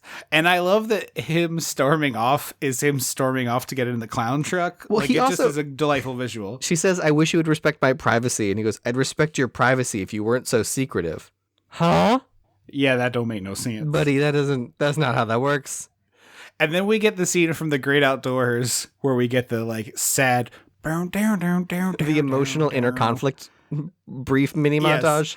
But it's even the same kind of music cues where it's this like sort of synthy, sad synths, I guess is what you call it. That's a good word. And she like pulls up outside the thing and she's like, should I go in and talk to him? And we see TV Handsome, It's like supposed to be the mopping same night, I floor. think. Yeah. I guess he went back to work to clean. It doesn't really make much sense. But it's just very funny that it's almost the same music as when the cute girl gets stood up in the great outdoors. Mm-hmm. Oh, yeah, I'm hearing it in my head. Yeah. Did we do that as an episode? We must have, right? I'm fairly certain we did. Okay. We'll check the archives. Yeah. It's sad that, I mean, it's been 10 years. It's not that There's sad. a lot. It's 250 episodes. There's a lot going on. It is pushing 275, actually. Yeah. Brad tried to make breakfast, so we're starting to see some growth. There was a moment where Brad flicked the TV and watched Julia Child, and I was like, I would love if they did. This is not an original idea, but if you had the bit where Brad like gets into cooking because he watches Julia Child, that is fun. And they kind of do it, but they don't commit hard enough. I wanted Brad to like start with the waffles, and then like we see a progression. I wanted Brad to turn into the bear. Yeah. Yes, that chef. he's just like cranking out good food. Yeah. Because Behind. he caters the dinner party and the food looks good. Like he looks like he's competent. And so everyone I wanted says to it see tastes that. good. Yeah. And then Christina Applegate says what I believe to be a murderable offense. Yeah, I know exactly what you're talking about. She goes, "Did you turn on the air conditioner?" And he said, "Yeah, it was hot." And she goes, "Well, I'm paying for it, so we're keeping the thermostat at 76." Yes. Madam, there's a guillotine No. for you if you can't afford to keep the house colder than 76. Yeah. I mean, 75 is warm, but 76 is outrageous in the summertime. Too much. It's just stifling. There's not going to be enough air movement. Like, it's just going to be uncomfortable. Turn on all the fans in your house. Get the circulation going. Yeah. And then the baby brother, meanwhile, steals money from two her of them while do. This is happening. The shitty, Yeah. the middle, and the baby brother both steal from her purse, even though they all know we don't have fucking money. Right. And they're all like, well, she's like, there's like a whole come to Jesus about this not too long from now. I'm just going to talk about this now, where they're like, and Brad in particular is shitty about it. Be like, well, you're doing the same thing. It's like, motherfucker, I'm buying groceries. Like, she says she bought a magazine and boots, which like, okay, she shouldn't have done that. Like, that is fair. But there is, But there wasn't it wasn't like a montage of her doing stuff. It was, we only know about that happening because the characters are now bringing it up. Right. And also there is a Grand Canyon between boots and a magazine, which is like, I don't know, $50, $100, I'll say $50 whatever in that is. 1991. Yeah. Oh yeah. Even if you want to put it at 100, this entertainment center is like $3,000. They spend $3,000, or it's probably $2,000, but still. Well, she says you spent $3,000. Yeah, that's between the diamond ring and the entertainment center. I don't know which was which. It's just it makes me so mad because these kids all know the stakes that like. Yes. I have to get a job because we lost all of the money we were supposed to have this summer. And the only reason I'm maintaining this is because we want to have a free, fun summer. Right. And also you need to eat so that you can continue to live. But if I'm Christina Applegate, I'm going, all right, fine. Fuck you guys. I'm calling mom and saying and letting her know what happened. And she's going to come home and it's all over. Right. So. Right. Yeah. Congratulations. And I'm probably going to go to jail. Congrats. Mm-hmm. And they're all like, well, quit the job, whatever. And Brad's like, they're only doing what you were doing. And I was just like, I hate you. Yeah, he has this like the worst moment of the movie right before he becomes like part of the team and going on, and it's edited weird. Like this moment should happen way earlier in the movie. Like this money thing should happen before he makes the waffles. Yes, 100%. Like he should be watching Julia Child on the new television and then make the waffles. Also, it is hilarious how big this entertainment system is and how small the screen is. I could not get over having like a whole wall dominated by different boxes doing different things. I couldn't. It's like, okay, maybe one is surround sound, which doesn't seem like a thing back then, but okay, like maybe, or there's one's like the hi-fi system. You got a radio, you got a tape player, you got a CD player, probably. What's that? A CD player, probably. CD player, yeah, and then a VHS tape player as well. But I was like, maybe there's a laser disc in here too. But like, what the hell are all these there were boxes? bigger TVs in 1991, right? Absolutely. Our grandfather had that big. That's old what I thought. I was like, projection it should have been that monstrosity. TV. This like Yes, will kill you if it falls at all. Yes. Yeah.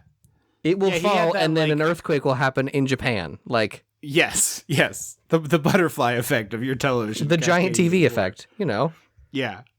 Meanwhile, she goes to work. She sees like hot teens going to the beach and gets sad. And then she gets to her office and there's a huge bouquet of roses. And Gus the creep is like, I want to listen to music with you. Or what is The only one I want to listen to music with something stupid.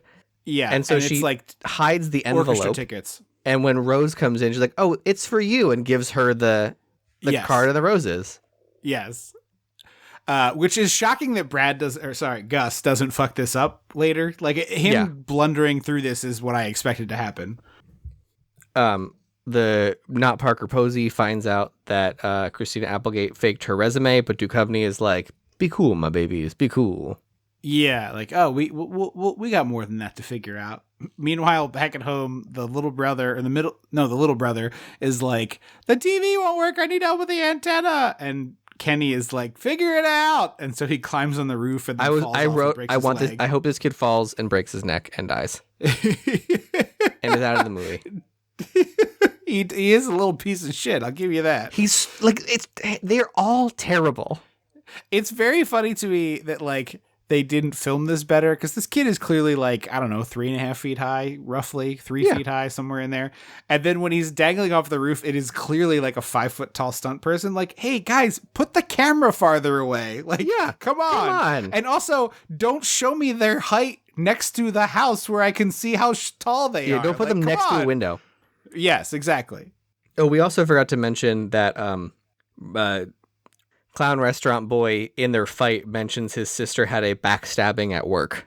Yes, that's true. And she like defends. She's like, how do you know what happened? You're not there. Maybe your sister's a bitch. Maybe your sister's to see you next Tuesday. And so the woman who Rose goes, I need the QED by the end of the day. Applegate goes to find the woman who is helping her, and she's out sick. Yeah. And then we cut to the lobby where not Parker Posey and her brother are there. And then the sick woman walks in with the QED report and is like, hey, can you get this to Christina Applegate? And the not Parker Posey is like, of course I will, and twirls her mustache. Yeah. And then tries to like sell her up the river. And she goes to Rose and is like, I have the QED report because it looks like Christina Applegate had someone else doing her work. And Rose is like, way to delegate, kid. Yeah, you got upper management written all over real you. Upper management potential. Yeah, the constant mini foilings of the plan of fake Parker Posey and David Duchovny is really great. Like it just keeps building and getting because funnier. No shit. Why would she be mad that someone is the work done? Yeah, great. I don't care. Yeah, exactly. Yeah, it's one thing if you delegate and that person fucks up and then you have to eat it. It's another thing if like the work is handled in a successful way and nothing bad happened except someone else took and care. You're also working on another project. Like, yeah, fully. It's so great to watch Parker Posey, not Parker Posey, constantly get like her comeuppance. Yeah. Now everyone thinks her brother is her son because he's at the hospital, and they call the office. Yeah, they gotta call your son's in the hospital. So she goes rushing over, yells at Brad. He breaks down and is very upset and like sees how his lack of anything in life has caused repercussions for others, which is kind of nice. She's still pissed because duh. Yeah, well, she should be. The doctor is completely unfazed by this clearly bizarre situation happening here where he's like, wait, is this also your son? And it's like, no, clearly they're the same age. And she's like, no, he's my stepson. And he doesn't do like a head cock like, huh? He does like he does it as they leave though. Yes, but that's it. Like, I thought the doctor was going to call Child Protective Services and there was going to be like a whole rigmarole. Yeah. And Christina Applegate learns about taxes now. Yes. It's a harsh lesson, my friends. Yeah. Why do you all need to take that much money out? And then why do I owe you more every April?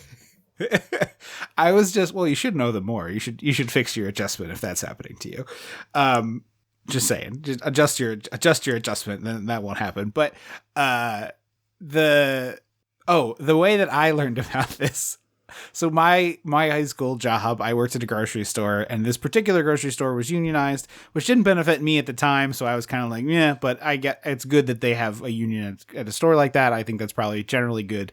But the checks would come and they would actually cash them for you, like no fees or anything, but they would cash your check for you if you wanted. And often it was just way more convenient to just like at the Little Citizens in the store. No, actually, it was like the store would just cash checks for employees. That's you could cool. cash your paycheck. I don't know if you could cash your personal check, but you could cash your paycheck because it's like, look, it's all the same to the store. So, like, Yeah. you know, They say that in would this do that movie for you. too. We can Christina Applegate can cash checks. Oh, that's right. That's right. So, I would have taxes plus the union dues, which weren't too much because I was not making that much money, but I would get paid twice a month or whatever the hell it was.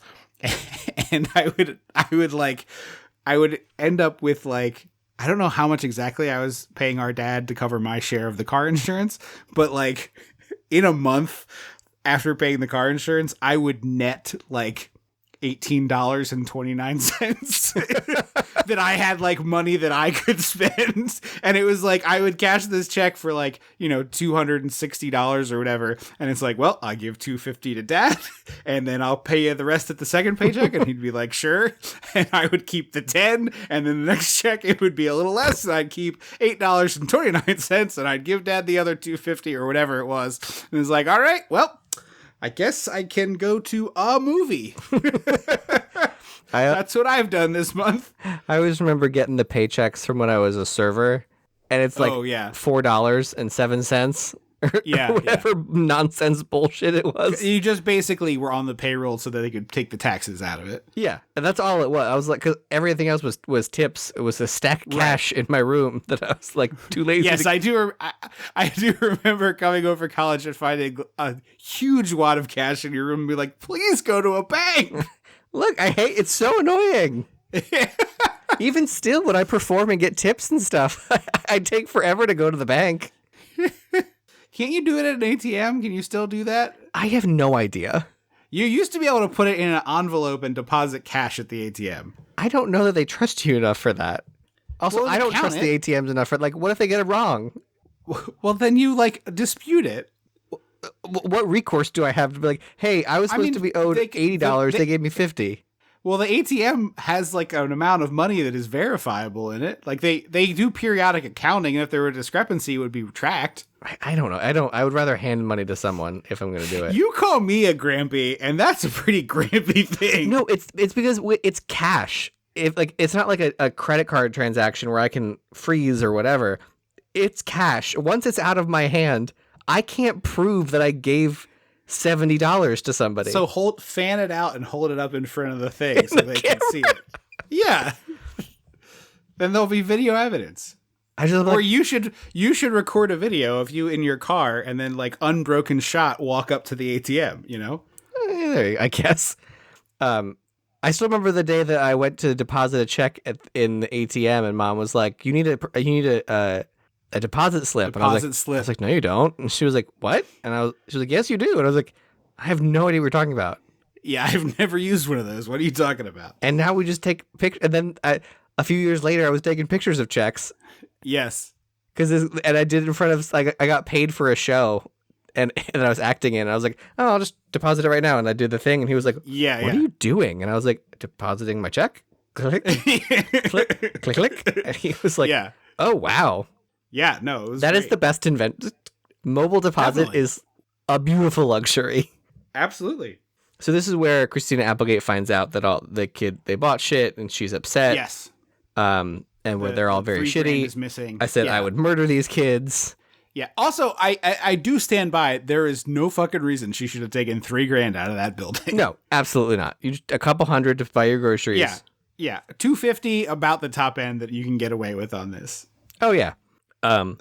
Meanwhile, the like late night work they did to make the student uniforms, the kids led a revolt and said hell no, which like, hey, power to the people. It worked too. Yeah. And the boss Rose. I should have looked up this woman's name because I do think she's my favorite character in the movie or performance. No, the actress's name. Oh, I don't know.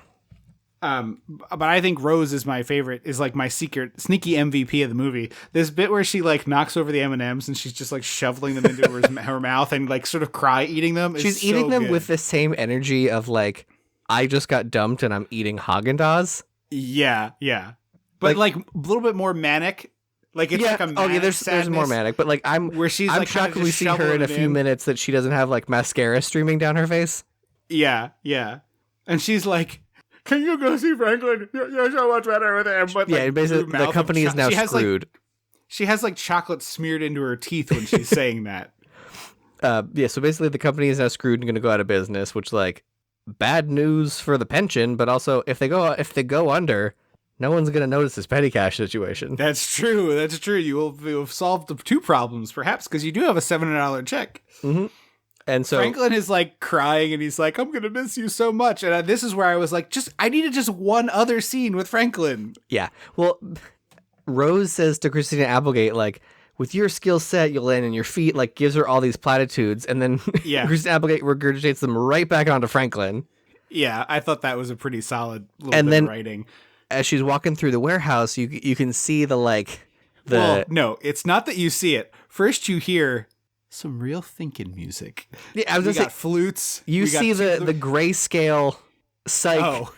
The whole warehouse is in grayscale except for the one clothing she's going to look at that's in color. Yes. As it crash zooms, basically. But it's like, we get this new agey flutes and tubular bell, not like Exorcist creepy tubular bells, but that sort of similar sound. And then she's just like looking around the warehouse and like grabbing a shirt and a jacket. She starts and making a a pile of shit. Yeah.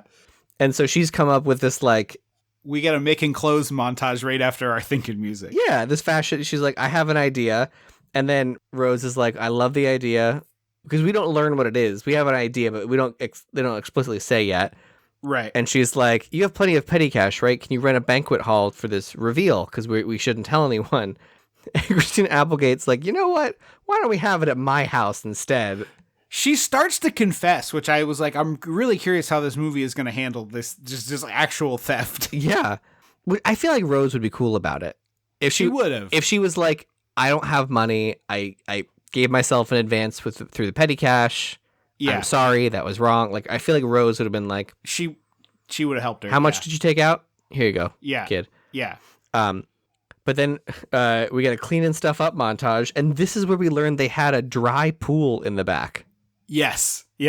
But so in this sequence, she like explains what she wants the kids to do. She's like writing a checklist, clean the house, paint the house, whatever it is. And then Brad is just like immediately all in and like rallying the troops to help. And I'm like, well, where did this come from? Yeah. Yeah. She's like, basically like, we have to do this or everything fails and I go to jail. Yeah. During this fixing stuff off montage, the Danielle Harris, I think, is the one who does it. Yeah. She has this like Uzi squirt gun where you like hold the trigger down and it goes like and makes like, repeated shots. They also have this Uzi squirt gun in the movie Airheads, although in that one it's painted black so it looks like a real gun. This one is clear plastic. Oh. Did you ever see anything like this as a kid? Because I sure did. As hell did. I definitely did in commercials. Okay. If you had one of these, you're out there in listener land, I'd love to know more about this, because it seemed like a fake product to me when I definitely remember these in commercials. So like, okay, like not like pre Super Soaker era, I guess. I guess I'm thinking of the Super Soaker ones, but yeah, this is a battery powered regular squirt gun, which is I was just confused. Like, what problem is this solving? It's not hard to pull a trigger. Well, I think it's automatic. Sure, I know, but it's just like, so is me going as fast as your finger gets shoot. tired. I agree with you. I'm just asking if this is real or for a movie. I think it's a real thing. So yeah, also, it is a cleaning stuff up montage. It is a sewing clothes montage. It is a family bonding montage and a work montage. The song during the fixing up montage has a lyric that's "pull together and you'll pull through." I didn't catch that. My brain just replaced it with "turning around" because yes, yeah, of course, it's the best music for any montage of this style. Of course, turning around. Danielle Harris hits a home run. Sure. Although I was a little bit like, You really couldn't find a little league field that had a damn fence so that she hit like a verifiable home run and not the kid chases after it home run? Brad's learned to cook from Julia Child. David, he's like, I need shrimp for the dinner. And then David Duchovny overhears her say, we don't have more much petty cash. We're running out of petty cash. We have to economize. And he's like, the gears are turning. And I'm like, but she's planning a company party. So it's understandable that she might have run out of petty cash at this point. Right. And there's even a scene like not much later where they open the petty cash and she has a bunch of fake receipts in there for all the work the kids were doing. So she was just going to embezzle then. Like, she's not going to pay it back. Oh, I guess. Like, why did she make fake receipts if she intended to pay it back? That's how she would have gotten caught. So I was just like, oh, so you did just steal. So now she did embezzle. She wasn't at first, but now she embezzled. Because there's a receipt in there for bodacious ice sculptures, which that is so like, yeah. Dear Army, the bad guys are here. Yes. From Monster Squad. Yeah. So this is where we get the like lonely housewife bit from Brad, and like all they're doing here is taking a scene in a different movie and mining it as comedy by giving it to this 15-year-old boy and his 17-year-old sister, but it doesn't make any fucking sense for the movie. Brad has only done 2 days of work in the whole movie. I liked the beginning part where he was like, you didn't call to say you were going to be home late. So I'm like, I'm mad that you were home late bit. I found very funny. And then all of a sudden he pivots and he's like, you don't appreciate anything I do. I clean up the house. I did this and you're off gallivanting at work. And I was like, okay, now I need you to take several seats, mon frere. Yes. Because you let your brother break his leg falling off the roof. Yes. You encouraged the kids to steal and were totally fun about it. And Andrew just gave a peace sign and it made balloons happen in the FaceTime call. Because there we go. I was counting, and it also happens when you do a thumbs up. That happens to a coworker of mine in all of our calls, and he hates it so much and can't turn it off. I would love to be able to turn this stupid thing off, but I forget to. I think there is a way, but there is. I don't understand why peace sign equals balloons. By the way, I don't know. It's like a party, maybe. Confusing. It's cool if they map it behind my head. It does. Anyway, sorry.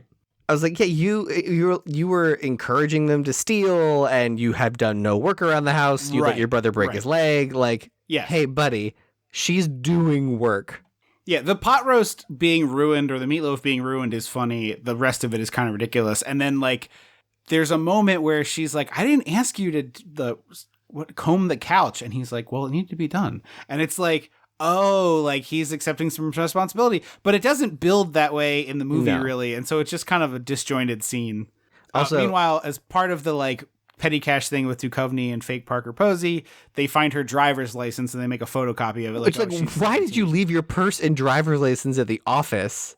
Yeah, that seems like a pretty absent-minded move. Well, it's like as a scheduler, I'd say all the time to people, bring your photo ID and insurance card to your appointment, and people would be like, don't you have that on file? And I wanted to be like, do you travel without your insurance card and photo ID? Right.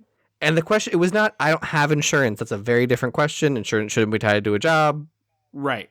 The healthcare system is awful and broken. Yeah. It was people who have insurance and are like, well, what do you, I'm like, you don't travel with your insurance card. What burden are you acting like I'm putting upon you? It's in a wallet. Do you not carry a wallet? Like, come on. Right. Brad got a haircut. He did. Ship shape here. And I will say, a truly gorgeous baked brie comes out of the oven. Really beautiful. Brie. The puff, the pastry crust is like beautifully golden brown. It's really well done prop food here. Props to the people who did that. Well, I don't even always do a crust on my baked brie. I've never done a crust. I do sometimes. Actually, I did once. I did it with I had bought puff pastry for something else, and there was enough to do a half a brie in it, so we did a half brie. I want to say when I got the flu in May, and none of my doctors believed I had the flu, which I walked into the office and like, oh, gross, you had the flu. And I was home. I had to be home alone for the holiday. Yeah. I made a baked brie. I like a baked brie. I put a little I like a little huckleberry jam in there, some cranberries. I don't want a sweet in there. I like a savory, but I bought Home Goods always has weird single use stuff, and they have every holiday they'll have a brie baker. I actually just saw one of them in a TJ Maxx the other day and was like, what on earth? Same store. But this one looks like a gingerbread house, so it's a Christmas time one. But oh, okay. you just drop the brie in, put the lid on, put it in the oven, and then you get this. Okay. It's great.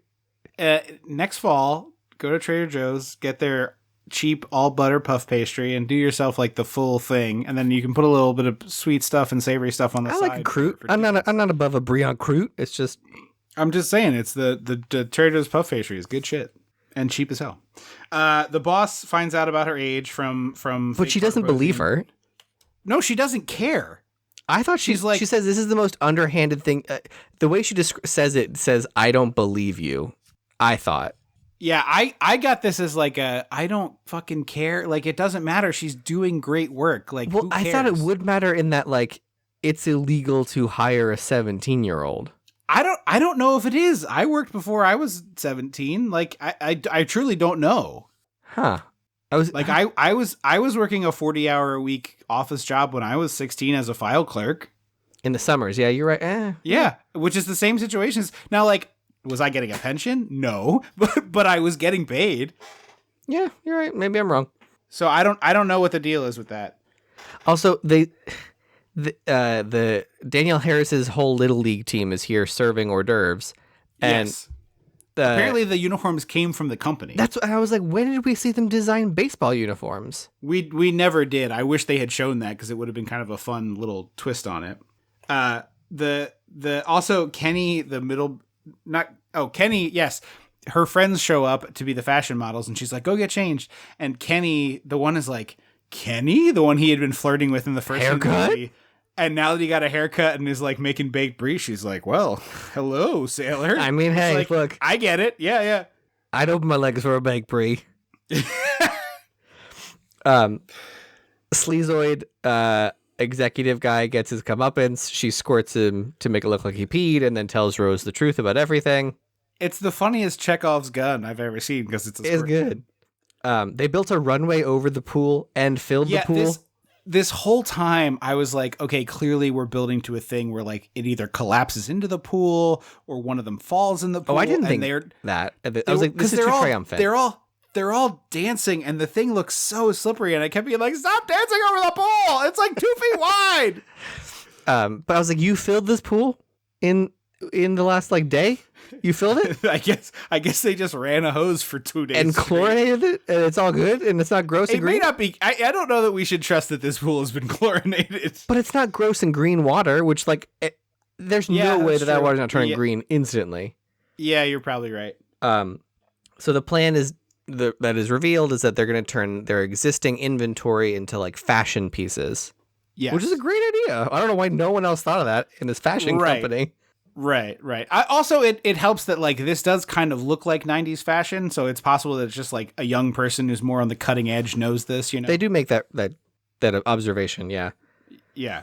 The handsome TV boy arrives in the clown car shouting over a fucking megaphone. I was like, now, this is funny and fine if it's just her house, but at the moment you see 60 cars, like, you have to be like, something else is going on here. And then he drives into the party, like, through the people, and I was like, come on. Yeah. So she turns him into a model. She's like, oh, and look. I did like, as the first girls come out in the outfits, and they kind of go slowly, and the second two girls, she's like, and she's here in a nurse's outfit, and okay, thank you. Because she's a Boy Scout. Okay, behind her is like, Christina Applegate, I love you so much. We should be together. And her mom has also come home at the same time, and Kenny's trying to be like, Mom's here. He's like frantically trying to tell her. And so the scene, to describe it for you beautiful listeners, it is an evening gown affair with chairs surrounding their pool, staring at the runway. There's a lighting rig facing Christina Applegate. Yes. There's a curtain behind her. It's like clearly a presentation big to do. Yes. And Mom goes, you're in big trouble, young lady. I said no parties. And I was like, yeah, you meant this? This is what you meant? Like this is a catered adult affair. This is a catered event.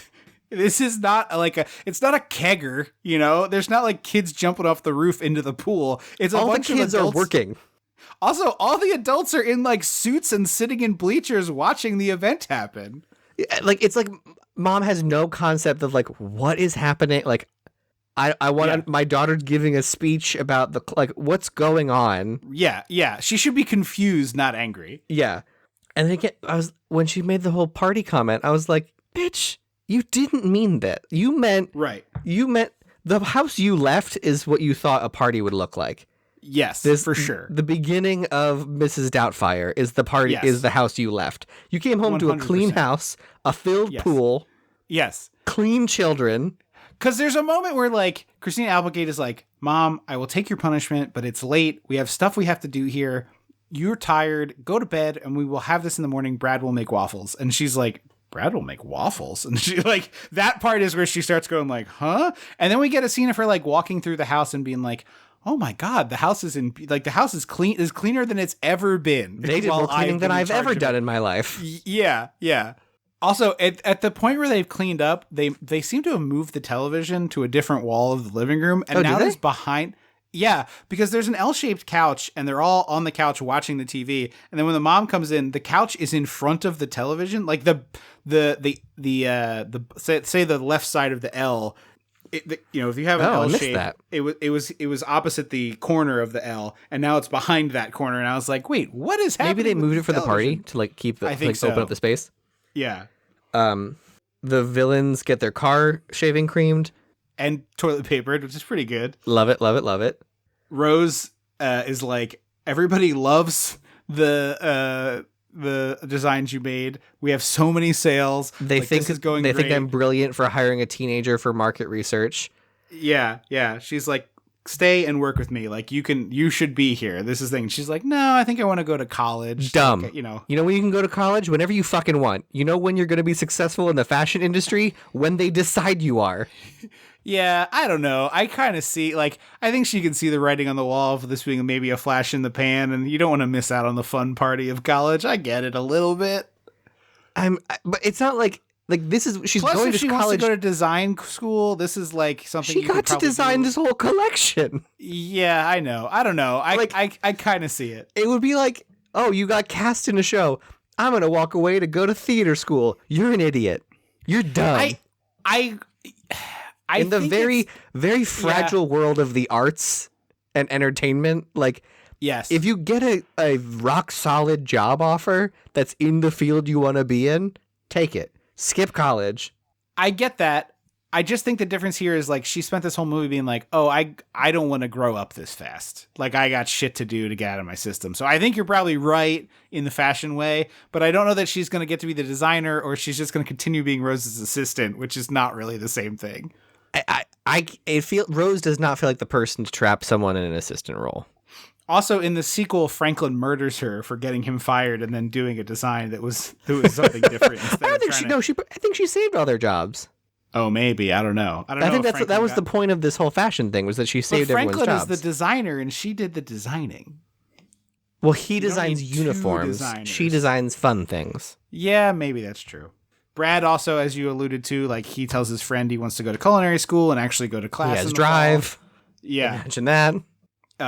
There's like a little powwow with TV Handsome where wrap it up, kids. I don't care anymore. And he like turns back with a rose and it's like, what are you doing on New Year's Eve? And it's just like, we cue up doo-wop. It's the I only have eyes for you. Yeah, and I was like, really? Shabab? It's 1991. This is not Goodfellas. Like, how about a song from the last 5 years? Yeah, I mean, everything is about. There's always a 30-year. Yeah, I know. Bump. But it's just very funny that it's just like, this movie is about being hip to the time, and the song is fucking "I Only Have Eyes for You," which, don't get me wrong, is a pretty song, but just not the right one for this. Dump this mid-zero. Go to Rose. Say, I'll work for you. I'll make a lot of money with a pension. Like, yeah. I mean, pension, look, benefits. Yeah, it's in your field. Like, I'm trying to find the reasons to not do it. Yeah. And then we get the final thing with Mom where she comes out with a cup of tea and she's like, where's the babysitter? Boom. And then during the credits, we see the two guys at the mortuary who buried her being like, I'm really going to miss her. And he's like, you didn't even know her. And he's like, yeah, but she gave us all that money. And it's like, no, it was on her corpse. And her tombstone is the note, the nice old lady, natural causes. Died of natural causes. Died of natural causes. I was like, that's the perfect ending for this movie. Yeah. It's dirt stupid. Obviously, this is a recommend from you. Yeah, it's fun. This is like the lightest of recommends from me, I would say. Really? Yeah, I mean, it's like I didn't watch it when I was a kid. I think if I had watched it when I was a kid, I would have more of a fondness for it than I do. Like, I like this movie less than the ones I watched, like House Arrest that I watched 20 times, even though objectively they are of equal quality. Yeah. If that makes sense. But I would like, I would pick a House Arrest over Don't Tell Mom. Although there's plenty to like here. It's a lot of fun performances. I mean, the kids are agreed awful, but it's a lot of fun performances. Yeah, I mean, I like the actor who plays Brad. I always liked him in Adventures in Babysitting, and it was like that kid should have worked more. So it was nice to see another thing from him. Christina Applegate is talented. She always brings it. So it's a fun movie, but it's like, to me, is like pretty right down the middle as far as that goes. But I would recommend it. It's a light recommend, but I'm curious. I'm curious for the remake. Nicole Ritchie plays Rose, which is not good casting. Oh yeah, that is kind of a weird one. She seems a little bit too mean to me, but I haven't seen Nicole Ritchie in 30 years probably. So but I'm just 25. Like, get a comedian. You put a comedian in this role. Put a comedian in that role. Yeah. You got to figure out, when you're doing this, you got to figure out where to stick the star power, and it's probably not the kids, so you got to figure out where that goes. Honestly, put Maya Rudolph in Rose. Well, if you were making a real movie, Maya Rudolph would be an excellent choice, but I think you're making a movie to sell to BET for directed. I think it's directed BET Plus, which is their streaming service. Oh. So I think you're just trying to draw clicks of people who are like, hey, Nicole Ritchie, remember her? I think that's what you're doing. Make it good at least. Like, get a comedian. Yeah, I mean, I'm with you. Pick somebody else. Thank you so much for listening to this edition of APTSITMOA. We'll be back in 2 weeks, like always. In the meantime, check us out on Facebook. Say hi on Twitter at DissectThe80s. Actually, no, we won't be back in 2 weeks. We will have a special rerun there, plus our Patreon preview because of some scheduling issues. So we'll just tell you that's happening now. So this is the last episode for April, unless you're on the Patreon, which will get their episode as usual later this month. So check us out on Facebook, and we'll have an episode from the archives for that date. And then we'll be back in May for a new theme month, Imaginary. 2 movies about imaginary friends. So we're excited to tackle some of that. So we will that will be one of Drop Dead Fred, or what's the other one with Fred Savage and Howie Mandel? Little Monster. Oh yeah.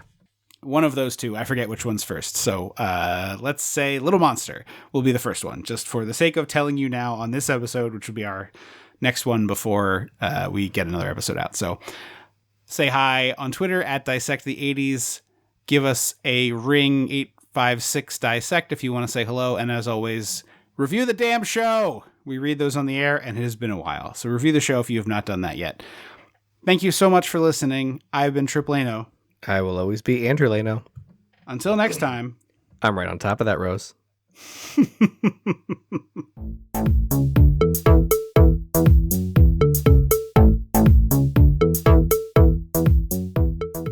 Dissecting the 80s is a Chum Some of This production.